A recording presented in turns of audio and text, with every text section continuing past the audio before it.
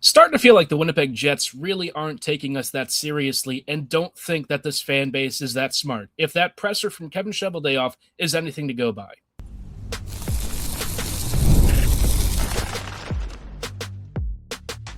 You're Locked On Jets, your daily podcast on the Winnipeg Jets, part of the Locked On Podcast Network, your team every day. Hey friends, and welcome to tonight's episode of Locked On Winnipeg Jets, part of the Locked On Podcast Network, your team every day. I'm your host, Harrison Lee, an avid Winnipeg Jets fan and an online blogger. You can follow me on Twitter at HLivingLoco and at LO_Winnipeg Jets. Thanks for making Locked On Jets your first listen of the day, every day. If you like what you're hearing, be sure to like, follow, and subscribe on all of your favorite podcasting platforms and YouTube. Doing so, of course, is always free of charge and ensures you never miss another episode. Most of all, though, we just love and appreciate your support. Tonight's episode, we have a lot to chat about. We had the Cheveldayoff presser, which has totally changed my plans for what I was intending to talk about today. I was just going to do some previews of Winnipeg against Vegas, of course. But wow, the Cheveldayoff presser. Listen, you can tell by my current status and feeling, and the fact that I'm very bemused that it was a complete train wreck. This is one of the worst press conferences the Jets could possibly have had, especially given where this team is in the standings. And you know what felt, worse than just having a bad press conference? It felt like the Jets were insulting us a bit. This was grim. And I just can't even begin to imagine why Winnipeg thought that this was going to be what, calmed this fan base, soothed the team, and got folks back on board with this year. But we'll chat about that. We'll talk a little bit about the game against the Sens that Winnipeg lost this past weekend. Again, not really shocking. And talk a little bit about this upcoming homestand because, my friends, it could be a very, very funny next few days. But before we dive into that, I did want to let you know that today's episode is brought to you by FanDuel. Before tip-off, check the FanDuel app and see what's dropping during NBA Happy Hour every Friday from 6 to 7:30 p.m. Eastern. So let me just get this out of the way. I cannot believe that the Jets had the audacity to put on the kind of presser that they did today when their team is last in the NHL and desperately needs some kind of an answer to tell not only the players in that locker room, but also the fan base that this Jets team has a plan. This was by far one of the worst possible responses you could have to everything that has transpired over the last several months. I'm almost in disbelief. I am almost in disbelief at what I heard. First off, props to the Winnipeg media. For the first time in a long time, pretty much everyone in that room was digging at Cheveldayoff. I have never seen the Jets media in Winnipeg so actively on the ball with most of their questions, really diving in ways that I didn't think that we'd really hear from them. In the past, criticizing this team could really put you in a tough spot if you were a member of the press in Winnipeg. But this time, it really wasn't one of those scenarios where people held back. And let me tell you, the Jets had this presser on their YouTube page. And look, right, online environments we already know are pretty limited. They're not going to give you a full sample of anything, right, of the fan base, of the mood. But let me tell you, that YouTube chat was rolling, and they were really, really mad. And I look at this whole situation and what the responses were. The Jets media asked some hard questions about the lack of prospects graduating, about the trade deadline to a point last year, about where this team is, about whether fans should feel like they're getting good value for what they're paying for. And basically, Chevy kind of brushed off every question and did his usual, right? But with a couple of really interesting little tweaks. For one thing, he basically confirmed what we all knew, that Chipman is involved in the day-to-day operations of Winnipeg, which is not really shocking. But, I think it's just not a great look when he then describes Chipman as a big fan. Having fans run your organization, it's not a great way to sell that you have a unbiased, clear-headed perspective on how to make this team really successful. Now, don't get me wrong. Chipman and Chevy have built something over many years that has been very successful in a ton of ways. The Jets, I think, have, in a number of capacities, been a model for small market teams, especially in a tough market like Winnipeg. But the last several years, things have started to slip. And I think it's very obvious that the honeymoon period is over with this team. The fans have real expectations.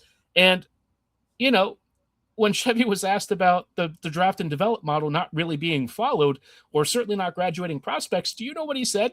He actually partly blamed Chaz Lucius, who, by the way, has Ehlers-Danlos syndrome, which meant he was playing through excruciating pain and had to medically retire this last year. He partly attributed some of the lack of prospect success and the Jets' top 9 to Lucius retiring. I can't even begin to describe how that is just really funny and really embarrassing for the organization to say that.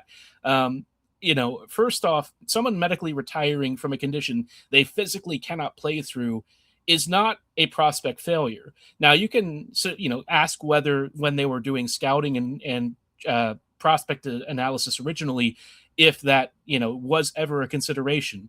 But he wasn't diagnosed back then. They didn't know. He was a very tantalizing prospect, but he's just one guy among several picks over the last several years that have not made the NHL. We have Brad Lambert. We've got, Ville Heinola. You've got Elias Salamonson. Now, some of these guys are going to make the NHL here pretty soon, Salamonson in particular, but you have other prospects like Kovacevic that was never given a chance. Declan Chisholm, who was never really given a chance.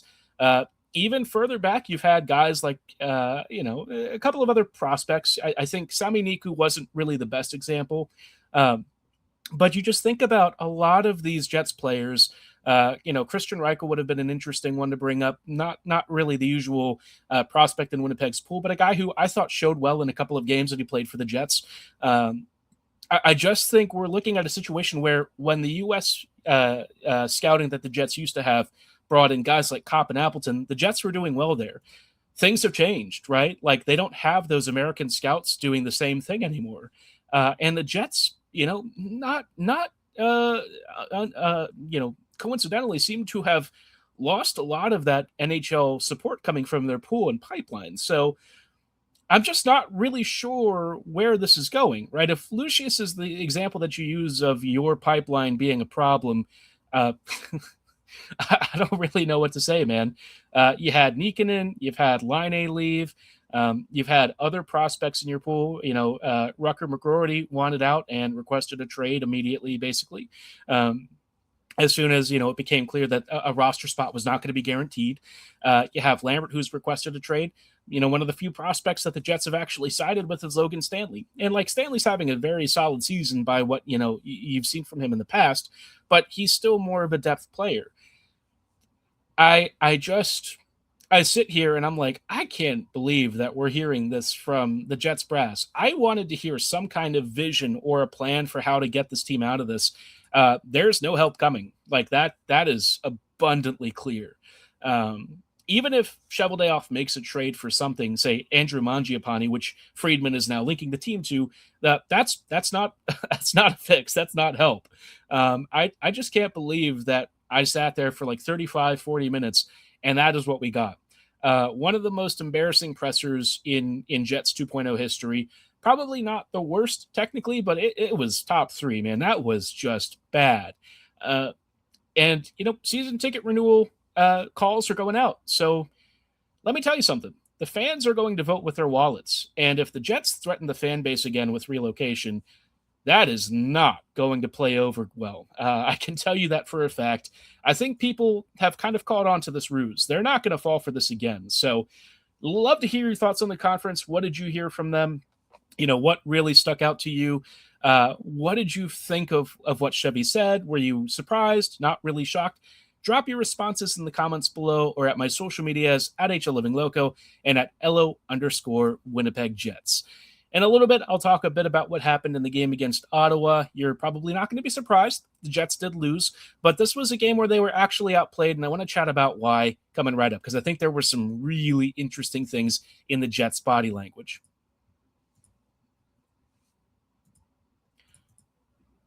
Fridays already feel different during basketball season, and FanDuel is making them even better. Every Friday night before the games tip off, FanDuel gives fans a new way to kick off the weekend with NBA Happy Hour. NBA Happy Hour is your official pregame, a limited time window where special offers drop right inside the FanDuel app before the action starts. Fridays from 6 to 7:30 Eastern have become appointment viewing because NBA Happy Hour offers you something new every time. Boosts, bonuses, and surprises to keep you engaged in the app all game long. It's easy to check the weekly special before tip-off and make a move before the window closes too. The timing is perfect. It's right before the games, right before the weekend starts, and it makes your NBA watching so much more fun. So before tip-off, check the FanDuel app and see what's dropping during NBA Happy Hour. Every Friday from 6 to 7:30 p.m. Eastern. A little basketball, a little action, and a whole lot of Friday energy. That's NBA Happy Hour, only on FanDuel, the official sportsbook partner of the NBA. Hey friends, and welcome back to this episode of Locked On Winnipeg Jets, part of the Locked On Podcast Network, your team every day. Every day, thank you so much for rejoining us in tonight's episode and helping to make Locked On the #1 podcast network. Before we return back to Jets conversation, just wanted to let you know that we have a very cool thing that we have started recently called the Locked On Everydayer Club. If you haven't already, go check it out. It's $5 a month, and you get access to an ad-free version of this podcast. You can also subscribe to many other podcasts in the Locked On network at a discounted rate, and you will get an invite to the members-only Locked On Everydayer Club Discord, where fans like you can chat about your favorite or least favorite Jets takes, exclusive access to national bonus shows, and so much more. It's all at lockedonwinnipegjets.supercast.com, or you can follow the link in the show notes to learn more. Now, like I said, the Jets are obviously in a real interesting spot here. And after Chevy's presser, right, like I just was kind of left flabbergasted at what I heard. But, you know, it especially feels funny because it comes off the heel of a bad loss to Ottawa this past weekend. You know, the Jets at one point were Canada's great hope for a Stanley Cup. You go back to 17-18, you had people talking about the Jets back then as a dynasty. A dynasty. Like Winnipeg that year was one of the greatest teams in NHL history, especially the modern era, to not win the Cup. Now, it's not like other teams haven't gone through this. I mean, plenty of NHL franchises have had great runs, great teams, and they fell just short. But I'm going to tell you something right now, man. I watched this game, and for the first time in a few weeks, I thought the Jets were starting to quiet quit. I don't want to say like the effort was bad, but you look at those first period and a half segments, and the Jets looked lifeless. There was not a lot of energy coming. Most of the energy came off of like Adam Lowry scoring a shorthanded goal. And after that, you know, the Sens went back to just kind of being, you know, belt to butt, beating the Jets around with speed, skill, effort. And it's not like the Sens defended that well. Winnipeg had some pretty good offensive zone possessions here and there that created some real chaos down low. You know, Ottawa kept turning the puck over. The Jets really couldn't convert. And, you know, it just kind of looked like a game where it felt at turns, I don't want to say like a poor effort, but, you know, it just really wasn't that good. And I'm starting to wonder if we are seeing the signs of the fatigue from the players emotionally starting to seep in. In the previous losses to like Minnesota and some of these other teams, there were strong efforts, right? You know, the Jets had a big lead over Toronto, and then they blew it. They lost narrowly against Detroit. And, of course, you know, Minnesota winning in overtime where the Jets blew another lead. Winnipeg playing competitively against Edmonton was a tight game on paper. At times, the Jets were even better than the Oilers, but, you know, the scoring was kind of a problem. This game didn't have those vibes. It just felt like Winnipeg was a little checked out. And if that's the case, Arneal is probably starting to lose the room a bit. I think when you look at the Jets record, you know, you're last in the NHL. Yes, you are only a few games under 500 technically, but like emotionally, I think the Jets are in a real cavern. And there is just no real climbing out of this hole. I think Winnipeg is digging further and further down. And the worse this gets, you know, the more the players I think are just tuning out everything. And it makes me wonder, you know, when you look at the conference from earlier today, what do Scheifele, Hellebuck, and Connor think, right? Like these guys just committed long-term. Pionk just signed not that long ago long-term. Morrissey and Sandberg are going to be up for extension in a couple of seasons. What do any of these players think about what they're hearing from this team and from the front office? There's just not a vision being sold. There is not a plan. And I'm not saying that Winnipeg needs to outwardly tell fans every single step in part of the process. There's absolutely operational security and secrecy that you need to have when you're trying to get, a squad back up to speed. But the fact that there just wasn't even a hint of anything given to me is just shocking. You have lost 21 of your last 26 games, including this game against the Sens. I've never been more speechless about the Jets than I am right now. I just don't know if anyone even has a pulse on this. And here you are expecting Winnipeg to come back home and play good hockey. And I'm just like, I don't know what we're doing here, man. I really don't. In the Ottawa game, I think one of the most notable things was that there was a fan with a paper bag on his head that said from first to worst. And of course, the Jets now own the unenviable distinction of being the first team in the President's Trophy era to go from first to worst in the same calendar year. That has never, ever happened before. So congrats to the Jets on owning a new piece of history. Not a good one, mind you, but a piece of history nonetheless. And, even Cheveldayoff was asked about that in the presser, seemingly shrugged it off just slightly. But the fact that, fans are starting to very visually and publicly shame the team and imply their embarrassment, maybe that's going to wake the team up. I don't know. This homestand is going to be fascinating. How do the fans react? I am very curious to know. But all I can say is, if the players start to play like this as they did against Ottawa and start to quit, for one thing, does Arniel get the boot? And I'll say this, I don't always agree with Scott's lineup choices, and there are some things that, don't really resonate with me in how he views the team. But on the whole, I think he's still a pretty dang good coach. And if he gets shafted because the team gave him absolute crap to work with on a routine basis, I find that really unacceptable, right? All these guys are putting in 100% of their effort. They are trying very hard to fight for the most part. And Arniel was asked to try and make them score goals. And I don't know how he's really supposed to do that. He can't split 85 or 55 and 81 for some reason, whether by fear of the Jets losing any of their offensive potential or because 55 gets to have a say. Maybe Chipman has involvement in that too. I don't know. He can't really do much with the bottom line because, most of these guys are more tilt the ice oriented and not necessarily elite goal scorers. He just doesn't have many options, and he's getting the short end of the stick. And, you heard him express frustration in other post-game conferences. At times, it just turns to resignation where he just seems like he's not really sure what to do. He says he can't criticize the effort. He can't really say much. The team's trying and fighting, and they just haven't had anything. And, the worse this gets, the more I just feel like he's going to lose the room again. And I feel like that's just not fair, man. I can't believe that we are at this point. I feel like for years I had put up some episodes about red flags with this team that were going to happen at some point, right? An inevitable fate for this team that they were speed running because, they weren't built for the playoffs. They kind of flamed out most of the times that they made it. Last year was the first time in forever that they actually won a playoff series, which was really cool. And, the series against Dallas was competitive. But again, you look at the trade deadline, you look at everything that the Jets did leading up to that. And I said at the time it was an unmitigated disaster. I was proven right. And in the long run, I think a lot of the doomerism around this team has started to really coalesce. And so I worry about where the season goes. If this keeps happening, on the one hand, I really need that tank pick. Like this team and fan base needs a top 3 draft pick of any sort. Doesn't matter if it's McKenna, Stenberg, maybe not Verhoff. Verhoff, I think, is maybe not the prospect to prioritize right now. Perfectly fine prospect, but the Jets need forward help more than anything.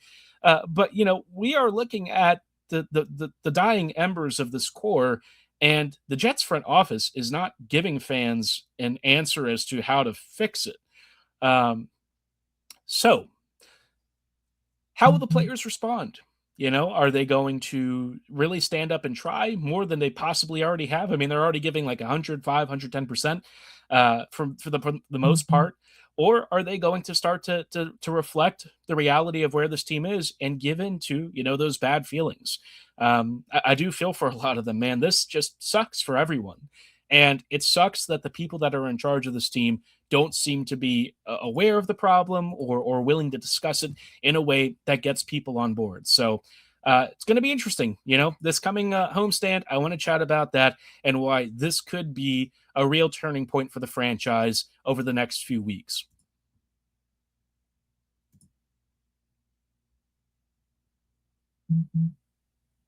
Hey, friends, and welcome back to this episode of Locked On Winnipeg Jets, part of the Locked On Podcast Network, your team every day. Every day, thank you so much for rejoining us in tonight's show as we are chatting a little bit about this upcoming homestand for the Jets being one of the most interesting in recent Jets history that I can recall. Winnipeg has a 5-game homestand starting with Vegas and wrapping up with the Islanders. Now, on this schedule, there are probably some games that are winnable, but I don't really know that I care about calling anything winnable. It's not really relevant to the main topic. What I think I'm going to be keeping an eye out for are a couple of things: attendance and who is attending and how are they attending. Jets fans are starting to get real vocal about the state of the team, and Chevy's presser is going to only infuriate people this week. I have seen some reactions from people that have been longtime season ticket holders that have been extremely dedicated and loyal to this franchise. They have honestly just thrown in the towel. Like, they said that they are not going to renew. They are furious. I can't quite use the language that some of them used, but they described this whole season and some of the responses to it as a slap in the face.